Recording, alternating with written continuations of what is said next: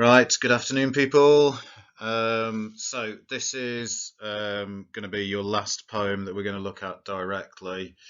A quick reminder that with your coursework, we've only looked at, I think, what is it, 7 in class time, but you can, in theory, do any of the poems from the wider collection in Arial.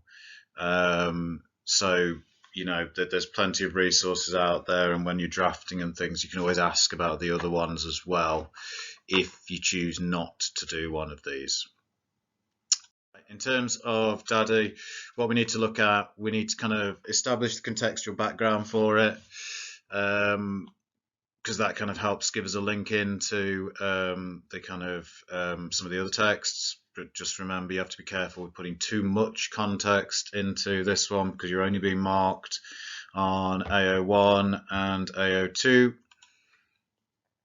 I will establish for this one some key lines of argument around the poem. Then I will get you to kind of think across the poem, where could you take evidence to kind of prove this, and thinking around different pieces of kind of terminology to do so. Yeah, so then thinking about kind of, identifying the key piece of evidence, the patterns of imagery across the text, and those links into the wider poems. Then you need to start thinking about doing your actual coursework.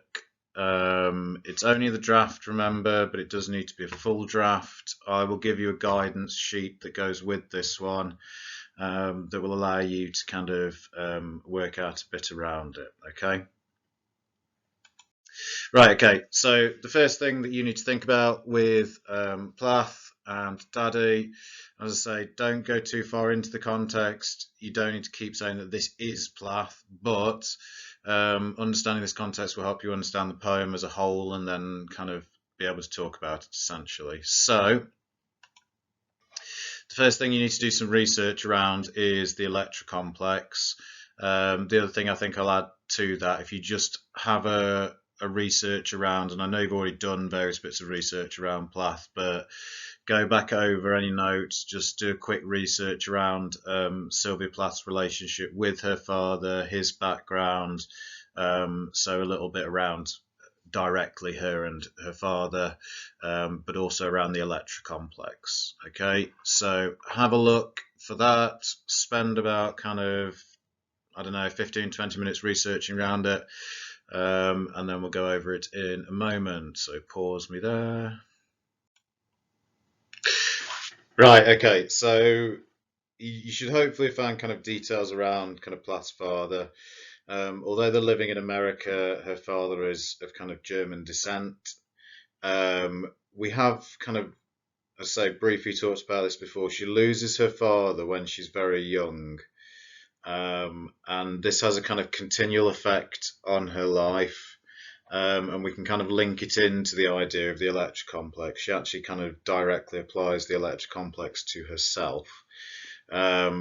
So with the Electra complex, basically it's that idea that kind of typically someone will kind of go through this phase as a young child of kind of desiring their mother or their father, and generally people will grow out of this as they grow older, and it's those people who don't grow out of it that have kind of emotional problems.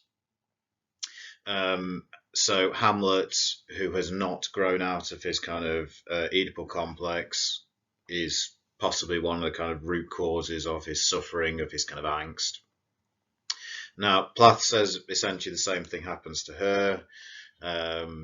Because her father died so young, in her own mind, he's still the man that he appeared to her at the age of 8. So when you're very young, your parents appear kind of godlike. And as you get older, you realize that they are fallible human beings and there are many problems with your parents. So Plath kind of is stuck in this stage because he died and kind of essentially trapped her in this stage. But that ultimately she sees as kind of a destructive pattern in her own life. So bearing that in mind should help you kind of understand the kind of basic idea of the poem, okay? First thing you need to do, either kind of listen to the poem or do a proper read through slowly. Just with that in mind, consider how she might be kind of exploring this idea that she's kind of connected to her father, that desire for her father, but also how it's kind of damaging her at the same time. Okay, so again, pause me, either read it or kind of listen through it. Okay, so in terms of the kind of overall content of the poem, the lines of argument you can kind of create from it. In many ways, it's quite like Medusa. Plath is kind of seeking to cast off her father. He's a figure that's kind of controlled and dictated her life in many ways, and she's seeking kind of a separation from this because he's essentially become damaging through kind of that long association. It's not as straightforward as that, though. She's also, because say of the Electra complex, because of the way she's attached to him, she's still fascinated by him. There's still this kind of intense interest in his origin. She kind of narrates a potential journey in which the speaker of the poem kind of actually goes to where her father is from, tries to seek out his past, where he actually comes from. As the poem progresses, you can kind of make the argument that she begins to reveal that this is essentially futile, that there's no real hope of her actually finding him, and he's simply going to remain a kind of anonymized face. I'm aware, yes, this is going to cut off slightly because of the video thing, but they'll come up again in a minute. So because of this kind of legacy of pain, because she can't find him, ultimately by the end of the poem, he's become a simply destructive force. So the father figure becomes a kind of antagonistic figure within the context of the poem.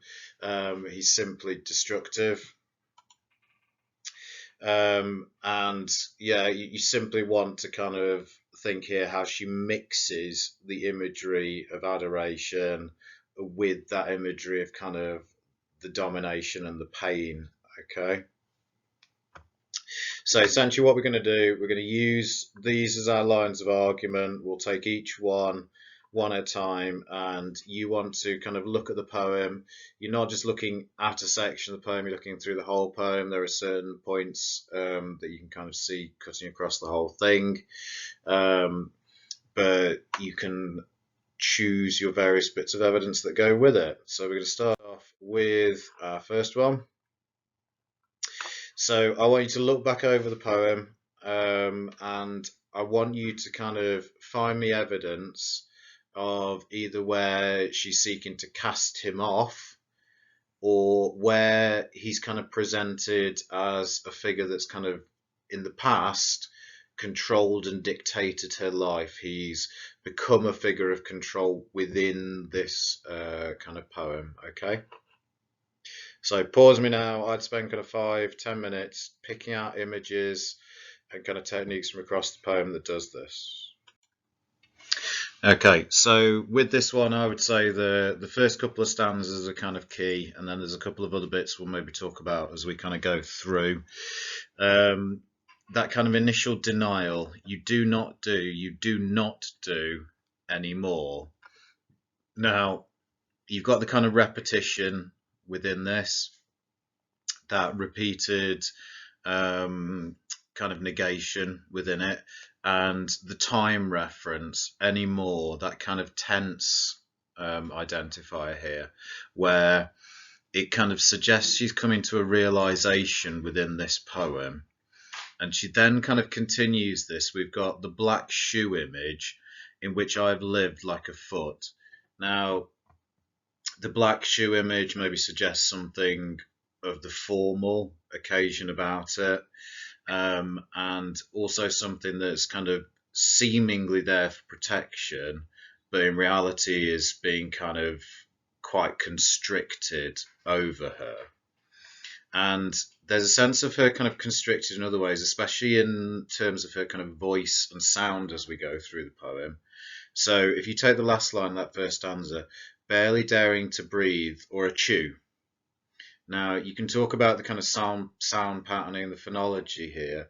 We start off with a series of kind of plosive sounds, barely daring to breathe or a chew, and the achew kind of breaks that kind of plosive sound. So the onomatopoeic sound within it, she barely daring to do anything, or even kind of that involuntary action is repressed within her. Before I come to the second stanza, you can see this same pattern as you go further through. So if you look down into kind of the fifth stanza, then we get, I never could talk to you, the tongue's stuck in my jaw, it's stuck in a barbed wire snare, cutting across the two stanzas. And again, that kind of denial of voice coming from her father, that there's a kind of a seeming lack of connection between the two of them. And this is something painful. The metaphor in a barbed wire snare, the kind of idea of her tongue stuck in her jaw, as part of it. And again, this kind of idea is continued as you go through. So, Daddy, I'm finally through. This is in the third to last stanza. The black telephone's off at the root. The voices just can't worm through. So, you've got within that again reference to things that associate with voice, and now she's finally kind of cutting off from her father here, but the voice is kind of important and central within it, and she's desperately trying to seek to kind of cast off this control. If we go back to that kind of second stanza, Daddy, I have had to kill you. Now again, through a lot of kind of Plath's poems, tense changes are important, or the tenses she places things in. It suggests that within this poem she already believes that she has kind of succeeded in a sense, because this becomes past tense. I had to kill you. He's now dead to her. And you get the other images of kind of control here. Similar to kind of Medusa, you've got the image of kind of God and the spiritual. Marble heavy, a bag full of God. So it's an interesting image, this one, the marble heavy, the bag full of God. It can be this kind of childlike image of the marbles you play with, hence the bag full of, or it can be the more literal stone image, something weighing her down, and kind of controlling her here. Either way, he's kind of presented as a deity, essentially, and that shows just what kind of control he has over her. And it kind of continues, a ghastly statue with one grey toe big as a Frisco seal, where again he's a huge presence within her life, and again something kind of the deity to it. And it just kind of skip to the end of the poem. Daddy, Daddy, you bastard, I'm through. There's a kind of, you get this at other points in the poem, there's a weird mix here. So we do kind of call into question whether she's really managed to cast off the constrictions of her father, what she's seeking to. The taboo language referring to him as a bastard is important here, but it's mixed with that repeated daddy, and that is something very kind of childlike, that kind of daddy, daddy, daddy's home, that kind of excited childlike sound with it as well. So she's presented as kind of seeking to cast off because of the control and constrictions he's placed on her, but the level of success is kind of a debatable point. Has she managed to do so, or has she not? Some of the imagery would suggest that our speaker here is only partially successful in this kind of casting off, not fully successful. Right, so we move on to kind of our next part, is kind of going through. We need to kind of see this fascination because it's not as straightforward as her just hating him. She's fascinated by him.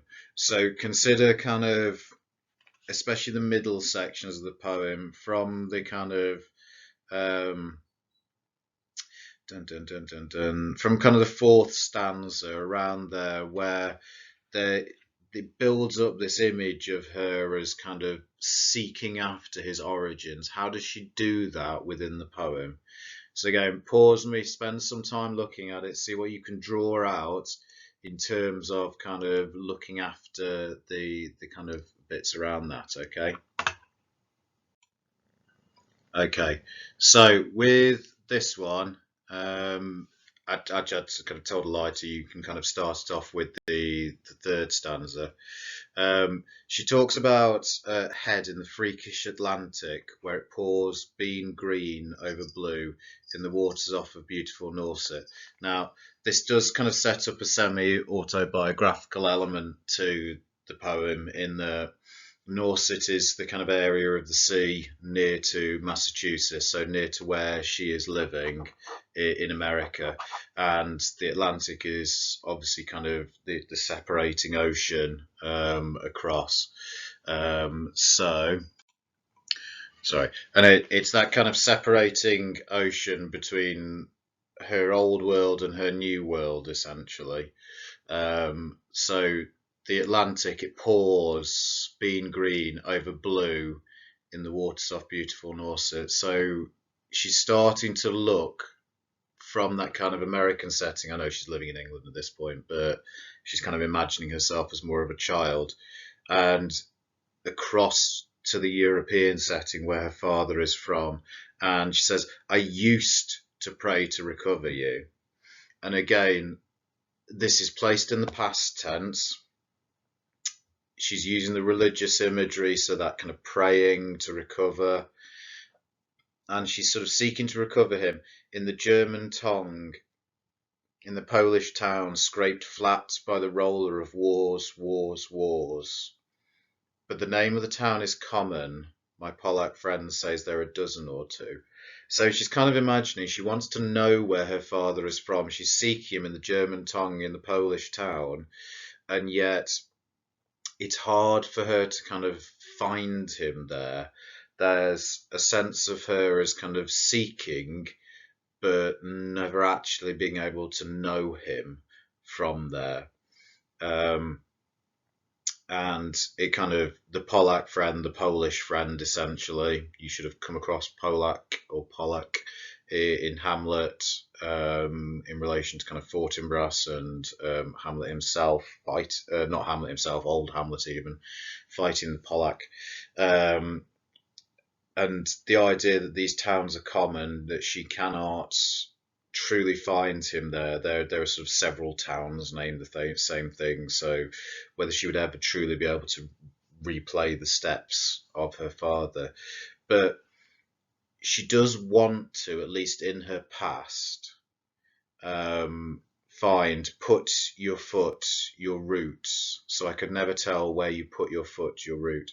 So there's a seeking, although there is a kind of fear of failure. I could never tell where. So it's kind of worrying in that sense.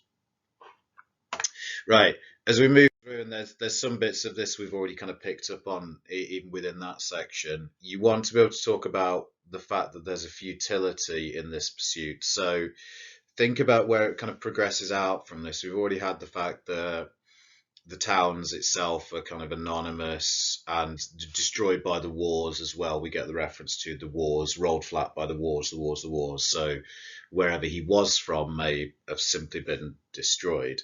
But think about how it kind of progresses through, and the way that her father just blurs into a kind of generic Germanic figure that in her own mind's eye, she can no longer imagine him as really her father in the same way. This will cover a kind of longer stretch of the poem, so kind of spend a little while looking over it, see what you're going to draw out in relation to this one. Okay. Okay, so in this kind of pursuit here, essentially, you get kind of images like this. I thought every German was you. So in her mind's eye, the implication is that he's blurred into kind of simply every German. Every here, I suppose, is functioning as kind of your adjective here, as kind of a quantifier, and that kind of direct address to her father. You know, she's talking to him, yet she can't identify him. And as we kind of skip another couple of stanzas into about the seventh or eighth, the snows of the Tyrol, the clear beer of Vienna, are not very pure or true. So she's using again those kind of Germanic images, but they're not very pure or true anymore. So these images of kind of seeming purity, seeming clarity, those kind of special images of Germany become something that is not pure or true, that is kind of lost to her again. And she starts to kind of use the extended imagery around the Holocaust again, but focusing in on the kind of her father's side of this. We'll come back to the other bits around her in a minute. I've always been scared of you. So you get that kind of stress on the you here. She's still using that direct address.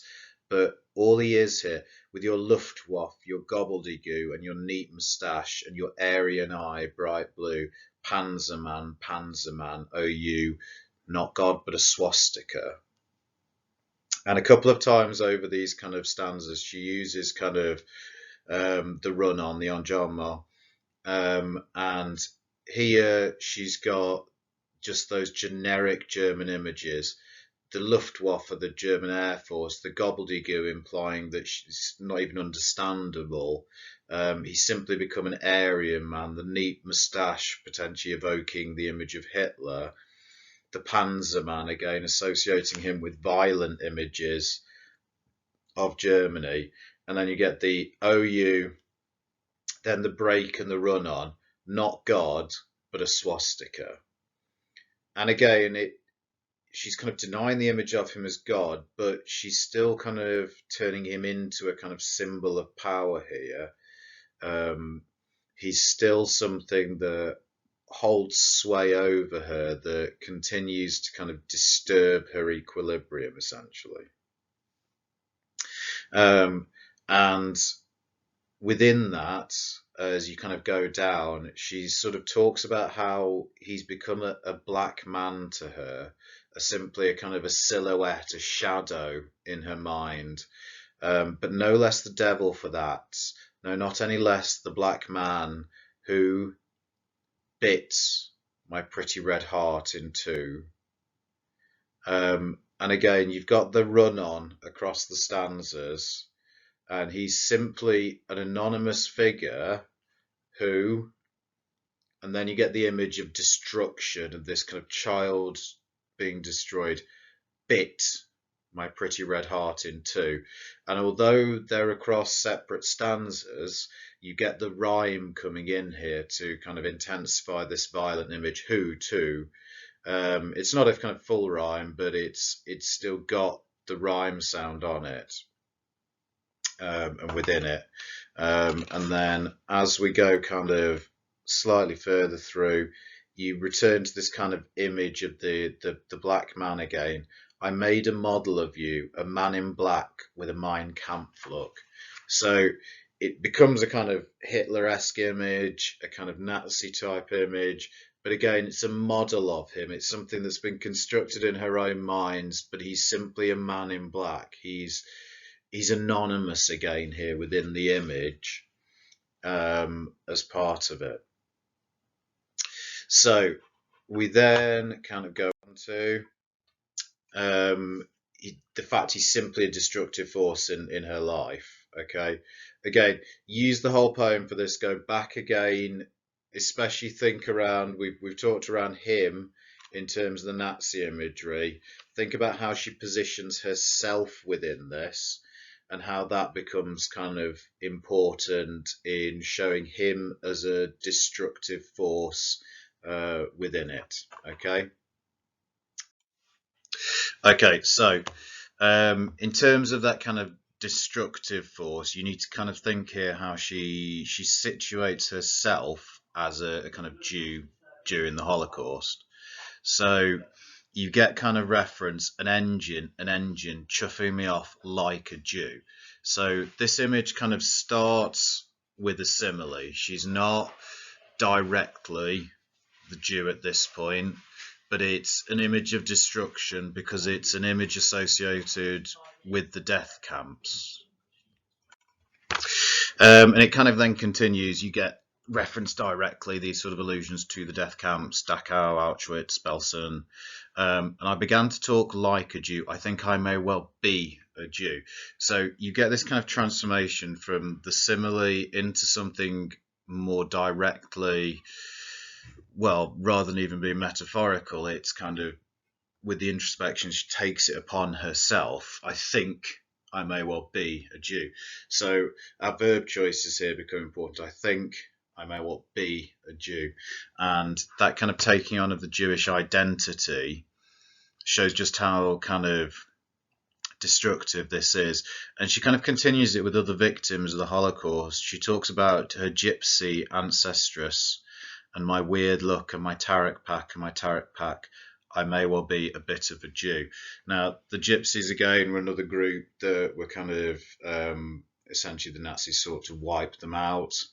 And again, the return here, I think I may well be a Jew, where as alongside the kind of image of her father as the kind of Nazi, she's placed as the kind of Jew within this, and it shows just how destructive the relationship is. It creates this image of kind of pain that goes with it, this image of loss, and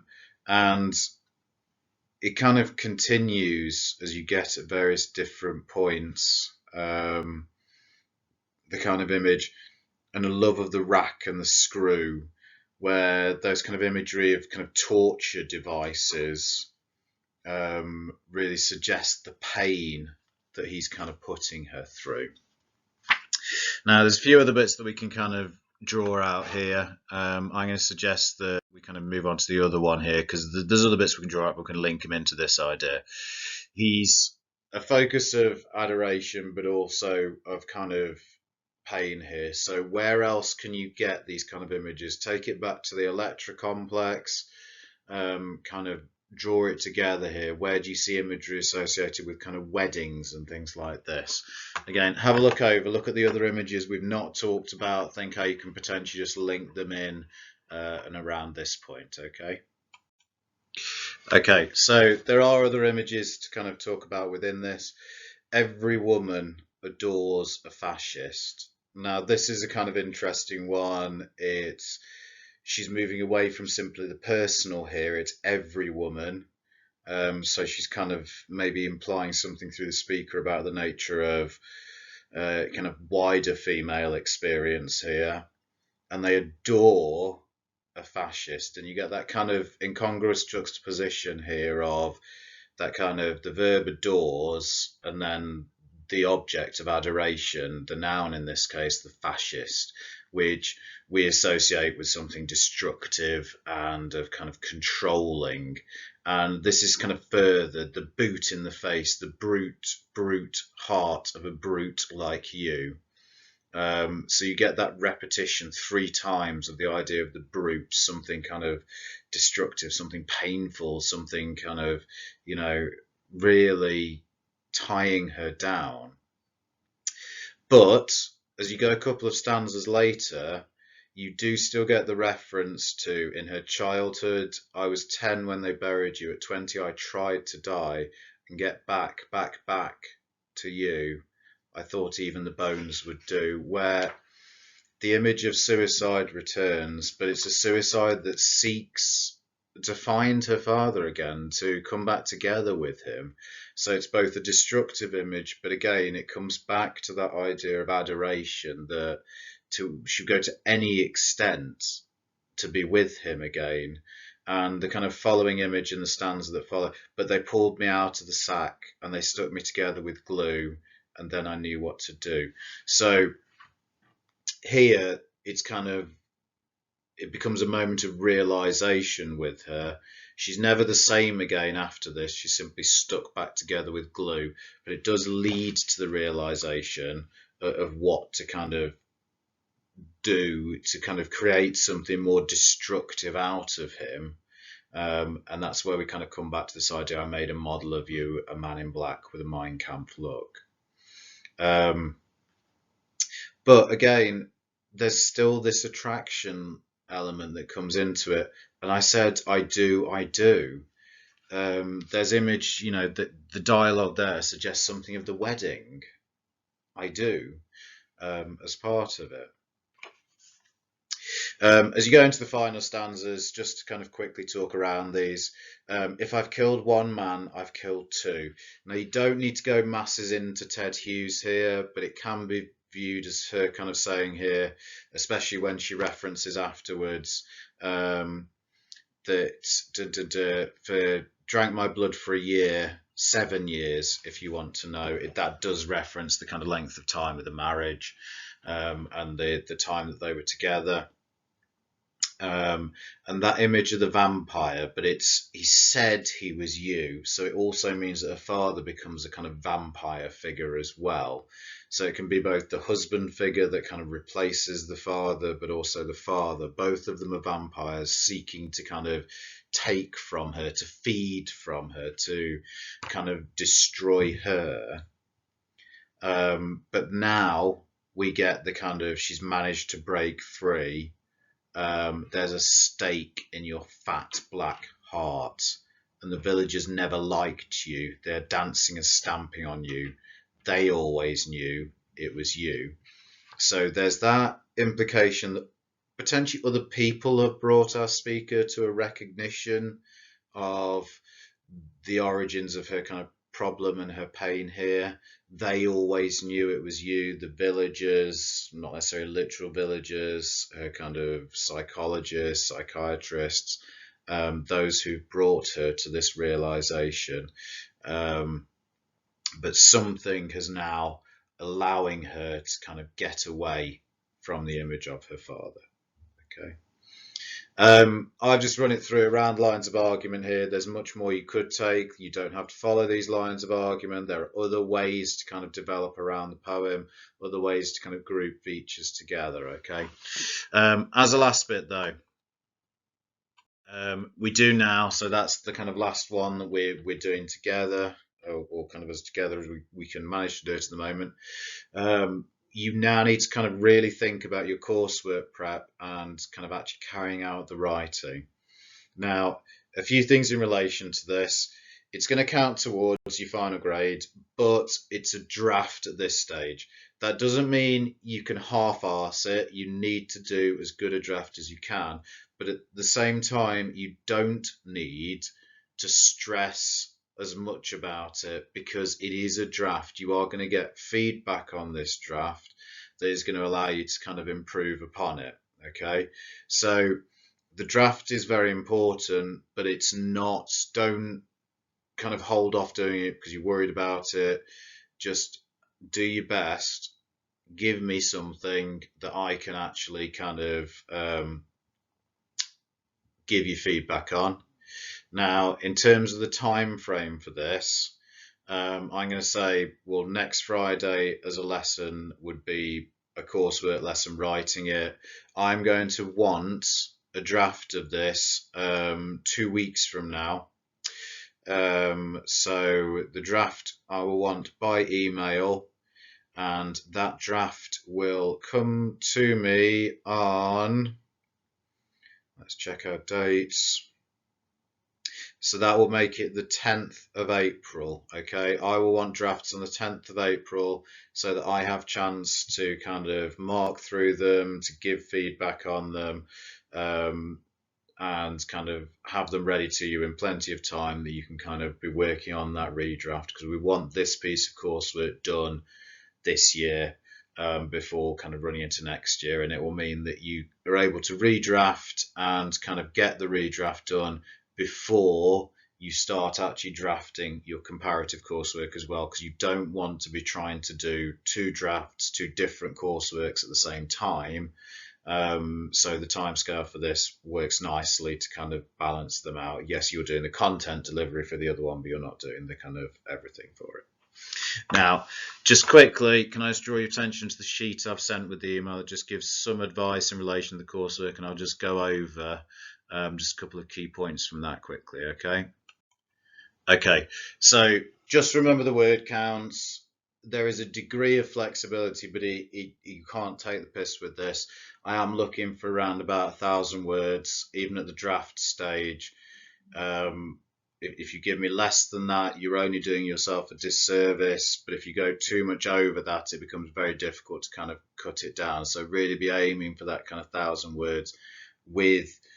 If you want to do well on this, you need the 150 to 200 words of quotation, because if you don't have the evidence, you aren't hitting AO2, you haven't got something to kind of expand upon, and you haven't got anything to apply terminology to, and you need a range of terminology that comes into this, okay? I've given you kind of the overview of what should kind of happen within it roughly. Just make sure, I don't want to see anybody doing line by line analyses of a poem. I don't want to see anybody just starting off with, here's a feature, let me talk about it. Here's another feature. It needs to be worked into a line of arguments. You need to start off by thinking, what is it she's doing through the poem? What kind of ideas is she exploring? How is she going about doing that? Okay. Remember that it's a 45-line section.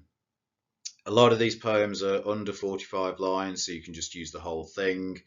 If you were to take something like Daddy, though, you would need to kind of check your 45-line section. You might do the middle section and miss off the start and the end. You might do the ending section. You might do the starting section, but you need to choose just 45 lines of it. But try and make it kind of a sensible choice. Don't just, choose the bits that you feel comfortable talking about. It's not to say within that, because of the limit, you can't talk about other bits within the poem, but your primary focus should be on that 45 lines. So you might make the odd reference to something that happened earlier in the poem or later in the poem, but you are using a 45-line section. Don't take license with that. Do it sensibly, okay? Other things to point out from the sheets. Yeah, just quickly, it's coursework. You have got a lot of resources out there that can help you with this as well. Obviously, we've gone through it in class. You can go out, you can use terminology glossaries, you can use other analysis of the poem to help you create your analysis. Don't plagiarize, don't copy from them directly, and you'll need to reference them, but they can help you identifying features, working out how you're going to talk about them and work them in together into your discussion. Don't think of this, it's not an exam. You have got time to do this stuff, but obviously, as I say, it's time. If you are willing to put in the time and to read around the poem and to find the various bits in relation to it, obviously you're going to be rewarded for it, because you're going to be able to make a better piece of coursework. So again, use those bits. You've got 2 weeks from now. That is absolutely loads of time. In all of your assessments so far, generally most of you will have been writing around about 1,000 words, if not more, in those very short assessment times. So yes, this has got to be a bit more polished, but do not overstress it. You are not doing anything extraordinary that you haven't been doing, and doing within timed conditions anyway. The only reason people kind of screw around with the coursework is that they see it as something totally different, and they don't really take into account, well, actually I can write 1,000 words in an hour. as long as I've got everything there and I know what I'm talking about. Please spend a little bit longer than that. As I say, yes, it's a draft, but I want something a bit solid here. But don't overstress it in relation to that, okay? If you have questions along the way, then obviously email me, ask me, and just remember, I've put at the bottom of that sheet the assessment objective. It's AO1, it's AO2.